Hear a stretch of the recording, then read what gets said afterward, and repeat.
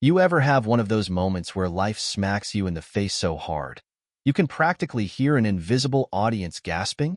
That was me, on a completely regular Tuesday, when I realized my entire marriage was a carefully orchestrated comedy where I was the punchline.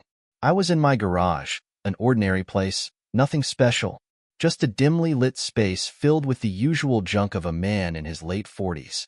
Old golf clubs I hadn't touched in years, a toolbox I mostly used to store loose screws, and my pride and joy, a '98 Mustang I kept promising to restore but mostly just stared at while sipping cheap beer. I was there for a reason, though.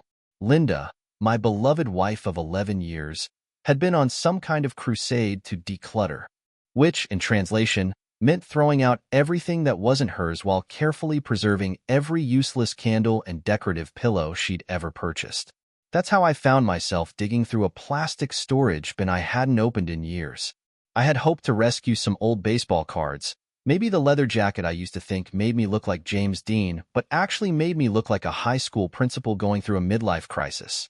Instead, I found something different, buried beneath a mess of tangled Christmas lights and a collection of cassette tapes was an unassuming little notebook. Brown leather cover, edges worn from use. I didn't recognize it, which was strange, because Linda wasn't the type to keep a diary. She was more of a passive-aggressive sticky note kind of person. I almost didn't open it. I should have trusted that little instinct in my gut that told me to just put it back and move on with my day. But I didn't. Because when you've been married as long as I have, you develop a sixth sense for trouble. And this had trouble written all over it. I flipped it open, and right there, on the very first page, in Linda's unmistakable neat handwriting, was a title: How to Lie to Your Husband Without Getting Caught. Now, I'd like to tell you that I reacted like a rational, intelligent adult, that I calmly sat down, took a deep breath, and approached the situation with a clear mind. That would be a lie. Instead, I let out a sound that was somewhere between a laugh and a choking noise, because surely this had to be a joke, a sarcastic little project she had started as a prank, or maybe an idea for a crime novel she had never finished. But then I turned the page, and oh, what a ride. It wasn't just a list of theoretical ideas. It was detailed, too detailed, bullet points, charts, little underlined sections. It was like reading the operations manual for a secret double life. She had categorized everything. General deception guidelines. Never leave receipts in pockets. Rookie mistake. I knew that one. Keep lies simple. The more details, the easier they are to remember. So she was a minimalist in more ways than just home decor. If you must lie, do it with confidence. People suspect hesitation more than the lie itself. Great. I married a con artist. And then, my personal favorite, avoiding discovery for advanced wives. If your husband asks where you were, answer with a question. Example, why are you asking? Or why do you care? To make him feel guilty for doubting you. Never start a lie with, to be honest. It makes people suspicious. I let out a breath. Okay, this was weird. Very weird. But still, technically, it could all be some bizarre psychological experiment. Then I turned to the section titled, Excuses Used, That Worked, and right there, in black ink, was a list of things she had successfully told me over the years. I started reading, and then I felt my stomach drop, because I remembered every single one of them. Stuck in traffic, so sorry, phone died, last-minute dinner with Ashley. You know how she is. Work ran late, boss is the worst. They had all seemed so harmless at the time. Normal, excusable. But here they were, written out like entries in a study on how gullible one man could be. And then, just when I thought it couldn't get worse, because, I was still holding on to some ridiculous hope that maybe this was just theoretical, I flipped to a section that sent a cold chill down my spine. Important dates to remember. I started reading. April 17th, first night at the hotel with him. May 3rd, had to make up an excuse for missing dinner with Donald. Used car broke down. May 10th, surprise weekend trip. Told Donald it was a girls-only getaway. That's when I had to sit down, because suddenly, my garage, my safe little haven of broken promises to myself, felt like it was closing in on me. Linda had been keeping an actual log of her lies. Who does that? Who cheats on their husband and then decides, you know what would be useful? A little reference book, just in case I forget my own deception. But the worst part? The part that made me want to scream into the nearest pillow? She had been doing this for years. Not months. Not a one-time thing. Years. I closed the notebook, my hands slightly shaking. My mind was racing, trying to process the fact that my wife, had been running her own secret little side project right under my nose, and I had been too busy fixing the stupid Mustang to notice. And then, because life has a sick sense of humor, I heard the garage door creak open. Linda, standing there, holding a basket of laundry like she hadn't just unknowingly handed me a front-row ticket to the unraveling of my marriage. She smiled. Hey, what are you up to? I stared at her, at the woman I thought I knew. The woman who had, apparently, spent years honing her skills in the art of deception like she was training for the Olympics. And then, in the calmest voice I could muster, I held up the notebook and said, "Oh, nothing much. Just doing a little light reading." And for the first time in years, I saw her face change. Linda blinked at the notebook in my hand. Her face didn't crumble into guilt, nor did she rush to explain. No, she did something far more annoying. She tilted her head and squinted at it, like she was trying to remember where she had seen it before. "Oh," she said, dragging out the word like we were discussing the weather. "Where did you find that?" "In a storage bin," I replied, "next to some Christmas lights and what appears to be your extensive research on how to be a terrible wife." Her lips pressed together in a way that suggested she was debating whether to keep pretending she didn't know what I was talking about or switch tactics. Then, in classic Linda fashion, she shrugged. Shrugged, like I had just asked why she hadn't taken out the trash. I flipped the notebook open and read aloud. April 17th, first night at the hotel with him. May 3rd, lied about missing dinner with Donald, used car broke down. May 10th, surprise weekend trip, told Donald it was a girls-only getaway. Her expression didn't change. Okay, well, that's just... June 2nd, last-minute work meeting excuse worked perfectly. September 14th, covered tracks well, no suspicion. I snapped the book shut. Linda, do you want to explain why my marriage has a table of contents? She exhaled through her nose. It's not what it looks like. Really? I scoffed. Because it looks like you've been treating our marriage like a high school science project. She crossed her arms. Why were you going through my stuff anyway? I let out a laugh. One of those disbelieving ones where you can't even believe the words coming out of the other person's mouth.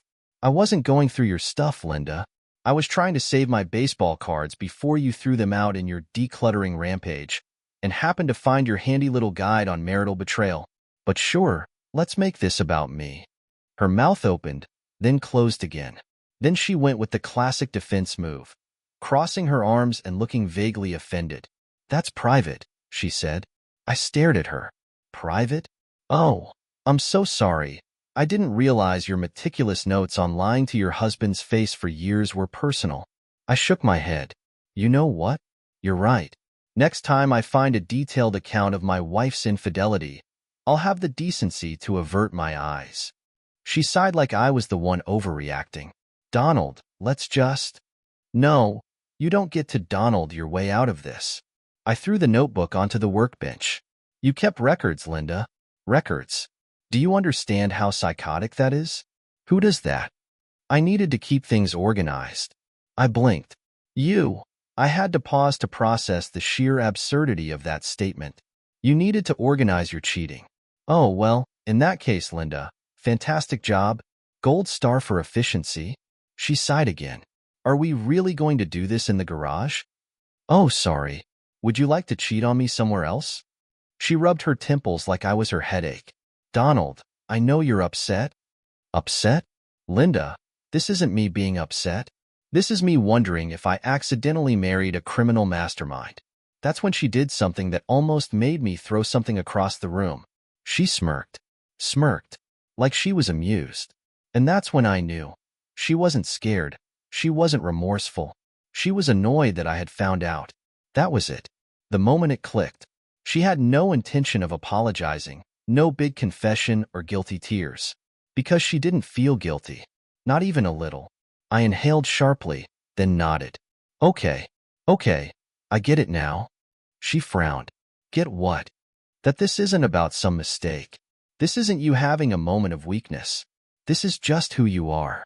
She rolled her eyes. Oh, don't be dramatic. I let out a laugh. Dramatic? Linda, you wrote a field guide on cheating. If anything, I'm being understated. Are you done? She asked, rubbing her arms like she was the one suffering here. Oh, not even close. I picked the notebook back up and started flipping through it again. Because, see, I was going to assume this was some generic, sleazy affair situation. You know, the typical bored housewife finds some guy at work nonsense. But now that I've had a moment to skim through this, I gotta ask. I looked up at her. Who exactly is him? For the first time since this conversation started, she hesitated. And that was interesting. Her jaw tightened slightly. It doesn't matter. Oh, it matters. I flipped to another page. March 8th, almost caught by neighbor, had to leave quickly. August 21st, him is getting sloppy. Need to be more careful. I tapped the page. Linda, who exactly is the man you're willing to take notebook notes on? She was stiff now, eyes flicking toward the garage door. And that's when it hit me. It wasn't just some random guy. She had been protecting whoever it was. And then, like a puzzle piece snapping into place, I remembered something. 3 months ago, our neighbor, Dan from across the street, had gotten divorced. Messy situation. His wife left him, and he got the house. And Linda had been very, very interested in the details. I turned slowly, pointing toward the garage door. Linda, I said, voice dangerously calm, is him the guy right across the street? She blinked, her lips pressing together so tightly they practically disappeared. Are you serious? I barked out a laugh. You were cheating right there? In walking distance? Linda, for someone who wrote a book on deception, you really didn't think that one through. She glared at me now. I don't see how that's relevant. Oh, you don't see how it's relevant? I threw my hands up. Oh, I don't know. Maybe because I wave to the guy every time I mow the lawn? Maybe because we've been to his house for dinner?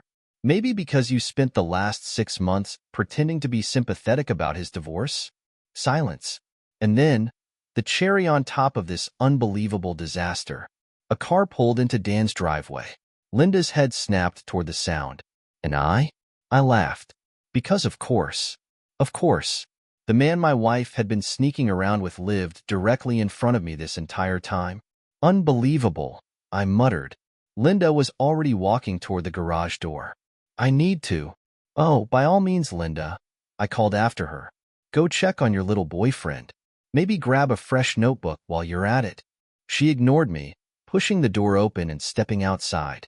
And as I stood there, still holding the ridiculous cheating manual she had left behind, I realized something else. Linda might have been careful for years, but she had just lost control, and I was going to enjoy every second of what came next. Linda walked out of the garage without another word, straight toward Dan's house. No hesitation, no shame.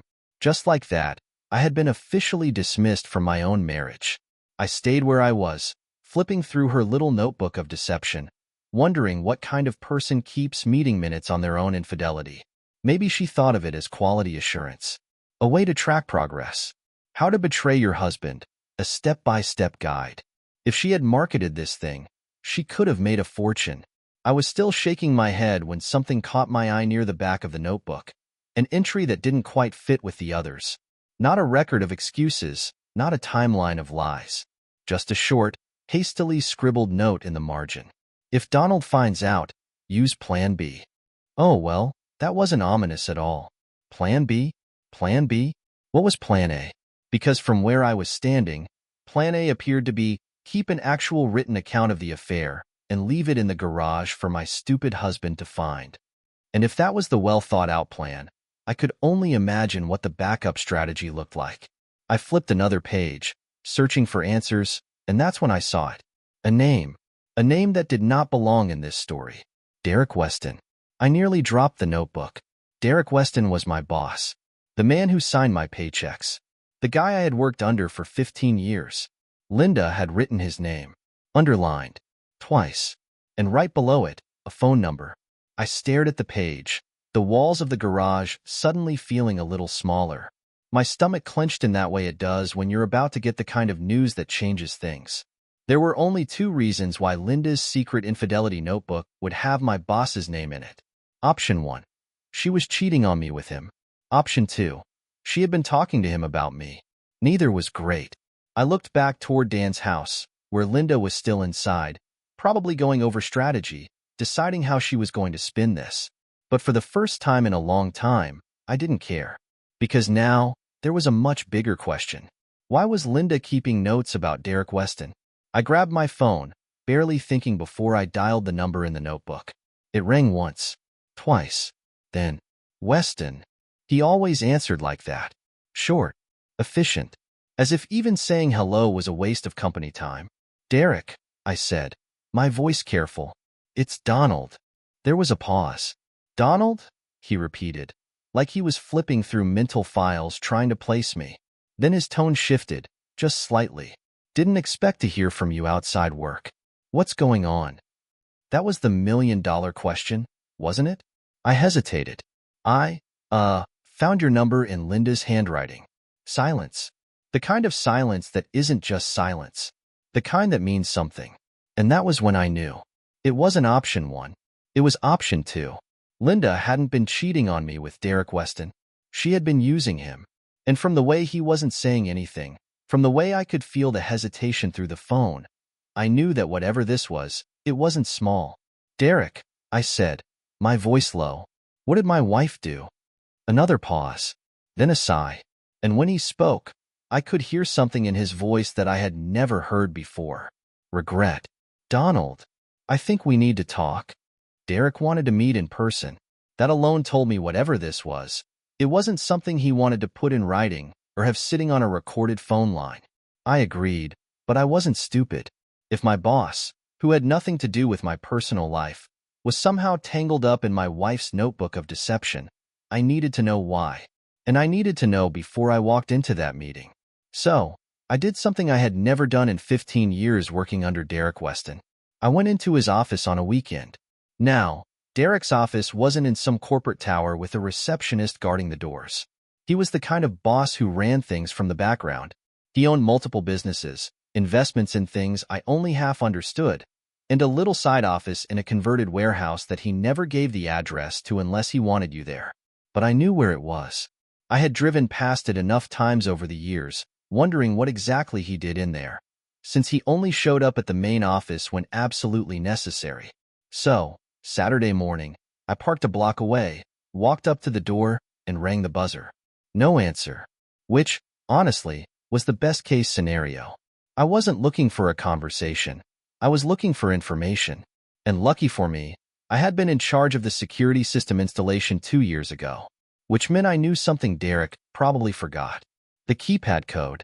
Now, before you get excited, I wasn't breaking and entering. Technically, the door wasn't locked. Derek had a habit of thinking the security cameras were enough deterrent, so the keypad was armed but not secured. If someone punched in the wrong code, the system would flag it, but no alarms would go off. So, I typed in the code, stepped inside, and looked around. Derek Weston was a man who kept his business in folders. Not digital files, not spreadsheets, actual paper. He didn't trust computers with sensitive information. Everything important was printed, labeled, and locked away in filing cabinets. And Linda's notebook had his name and phone number, which meant there was a file somewhere in this room that would explain why. I went to work, opening drawers, skimming labels. Weston kept things organized, financial records, client accounts, legal documents. Nothing about me, nothing about Linda. And then, in the bottom drawer, a section labeled confidential, agreements. Bingo. I flipped through them, looking for anything with my name on it. Nothing. But then I saw something else. A contract, signed by Linda, dated 6 months ago. And right there, in bold letters, the title, Non-Disclosure Agreement. What? I scanned it quickly. Derek had paid Linda, paid her, for something. There was legal jargon, penalties for breaking the agreement, but at the bottom, in neat print, was the reason for the contract: to remain silent regarding the incident on March 12th. I had never seen a date carry so much weight. March 12th. I had no idea what had happened that day, but Linda did, and Derek did.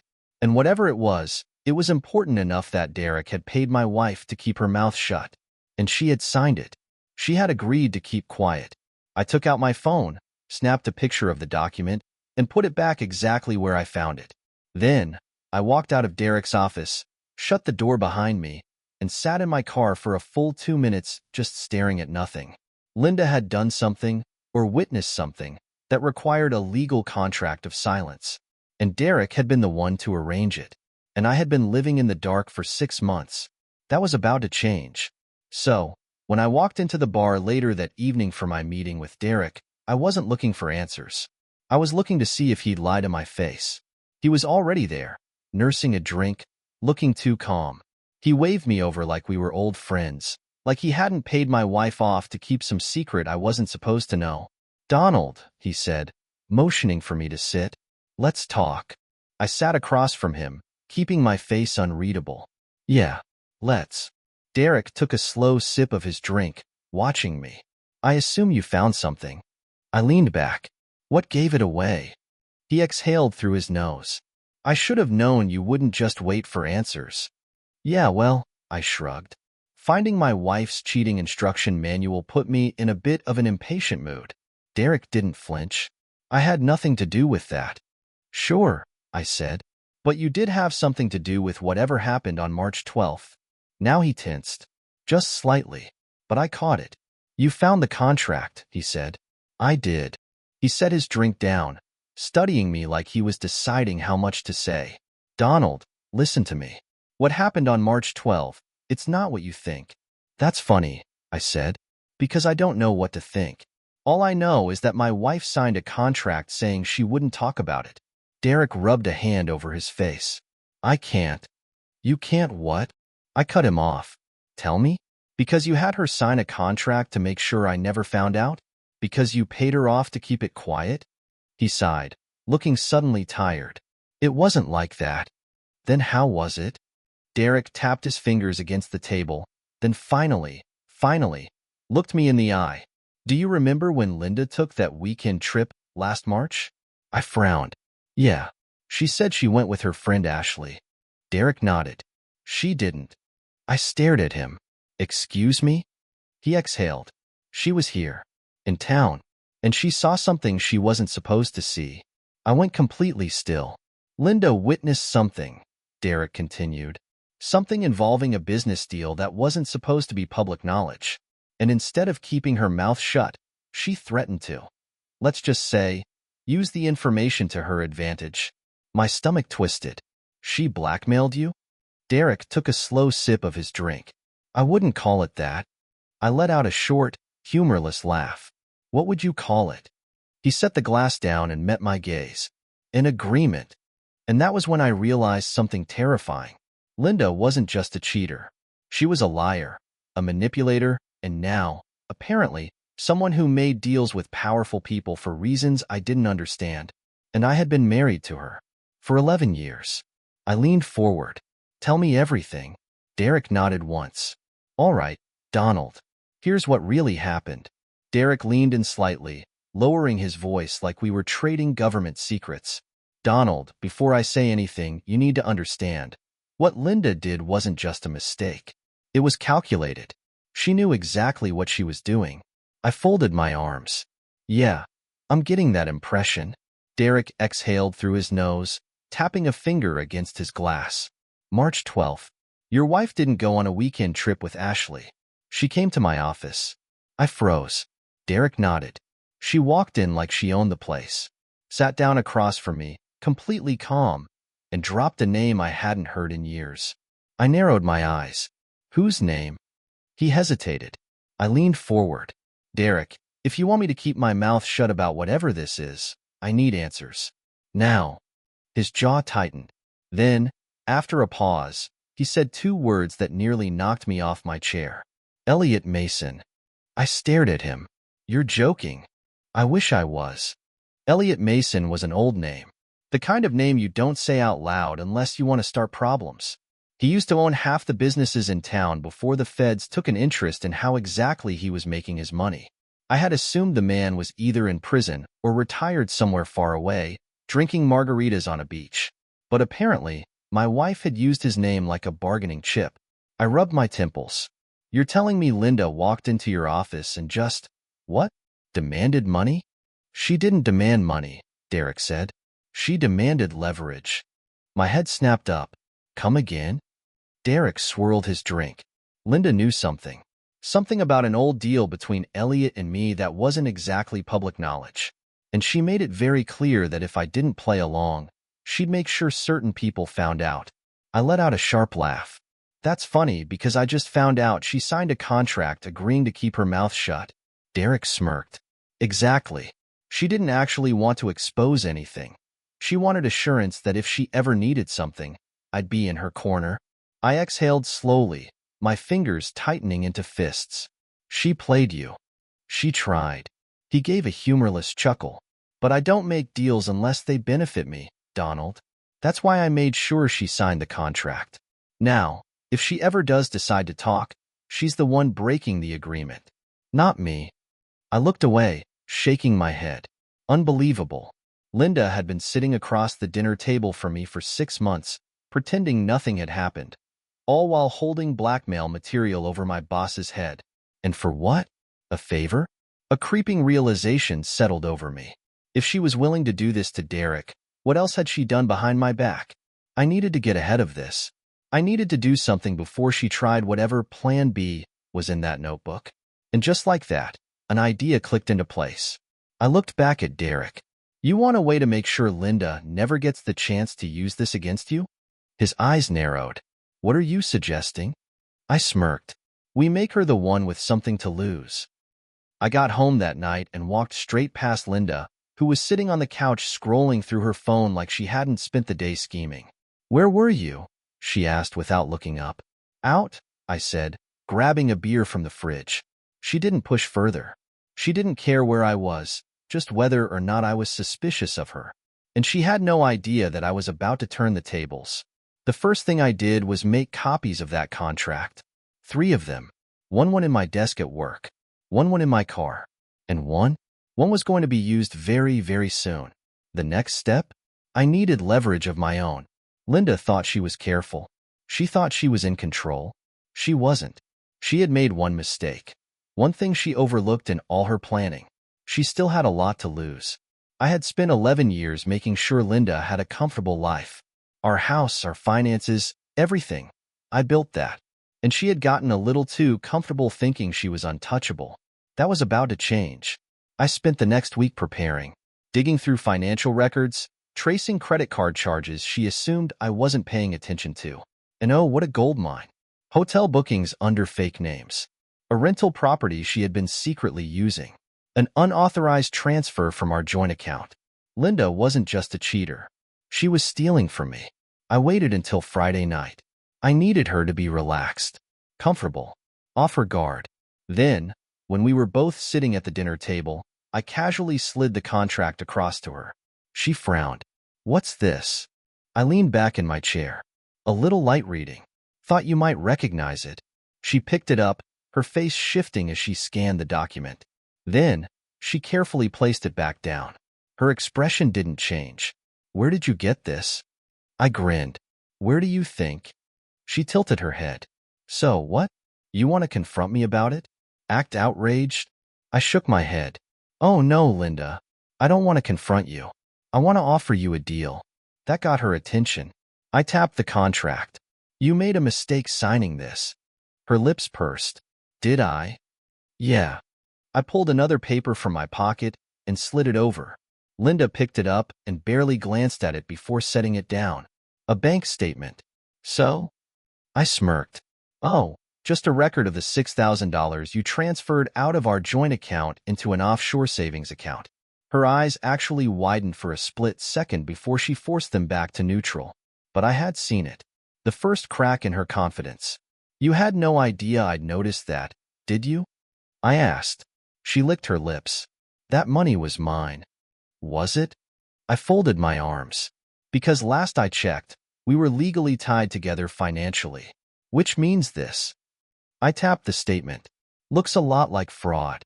Her jaw clenched. You wouldn't. Oh, I would. I leaned in. See, Linda, I don't care about your affair. I don't even care about your little contract with Derek. What I do care about is making sure you walk away from this with nothing. She inhaled sharply. You wouldn't ruin me. I chuckled. You already ruined yourself. I'm just making sure the consequences catch up. For the first time, I saw something I had never seen in 11 years of marriage. Linda was scared, and it was about time. I stood up, grabbed my plate, and started walking to the kitchen. Then, before I left the room, I looked back at her one last time. You were really good at lying, Linda. I smirked. But you were terrible at thinking ahead. I left her sitting there, gripping the papers with white-knuckled hands. And I smiled, because I had just started. Linda didn't say a word that night. She sat at the table, gripping those papers so tight I half expected them to fuse with her hands. I had never seen her like that before, cornered. And honestly, it was a beautiful sight. I went to bed without another word, letting her marinate in the mess she'd made. I had no doubt she'd spend the entire night trying to figure out her next move. Maybe she'd call Dan. Maybe she'd try to find a loophole in the contract she signed with Derek. Maybe she'd just sit there and contemplate how badly she had miscalculated. It didn't matter, because by the time she came up with a plan, I'd already be 3 steps ahead. The next morning, she played it cool. Too cool. When I walked into the kitchen, she was sipping coffee, scrolling through her phone like it was a normal Saturday morning. Morning, she said, her voice light. I smirked. Sleep well? She glanced up, her eyes unreadable. Fine. Liar. I poured myself a cup of coffee, watching her out of the corner of my eye. She was waiting, trying to figure out my next move before she made hers. I took a slow sip, then set my mug down. I'm moving out. Her fingers tightened around her cup. Excuse me? I already packed my things, I said. I'll be gone by noon. She blinked, clearly thrown off by how fast I was moving. She had expected a long, drawn-out battle. Drama, arguments, maybe even begging. Instead, I had stripped her of every opportunity to manipulate me. She forced a scoff. What, you think running away is going to solve anything? I leaned against the counter. I'm not running, Linda. I just don't feel like sharing a house with a woman who keeps a notebook on how to deceive me. Her jaw tensed. You're really blowing this out of proportion. Oh, I don't think so. I smirked. See, I spent 11 years thinking we had a real marriage, that we were building something. Turns out, you were running a side project the whole time. She rolled her eyes. Stop being dramatic. Dramatic? I let out a short laugh. Linda, you staged an entire blackmail operation. You siphoned money out of our account. You had an exit strategy. Her expression didn't change, but I saw it. The tiny flicker of something in her eyes. Panic. She knew I wasn't just leaving. I was about to ruin her. She sat up straighter, her tone shifting. Donald, listen. We can talk about this. You don't have to. I cut her off. Oh, I do. I pulled out my phone, tapped the screen, and turned it toward her. A bank account. Her offshore account. And the balance? 0. Her face drained of color. I smirked. Oops. Guess someone should have been a little more careful with their passwords. You, she shot up from her chair, eyes wild. Relax, I said, slipping my phone back into my pocket. I didn't take your money. I just moved it somewhere safer. Her hands clenched into fists. You had no right. I took a step closer. You had no right, Linda. You want to talk about crossing lines? Because last I checked, you were the one sneaking around, lying, stealing. I tilted my head. But I guess when it's happening to you, it doesn't feel so great, huh? She was breathing heavily now, realizing just how badly she had misplayed this. I wasn't angry. I wasn't yelling. I was in control. And she was powerless. She tried a new approach. Her voice softened, her expression almost sad. Donald, we don't have to do this. I almost laughed. This woman had no shame. Linda, save it. We're done.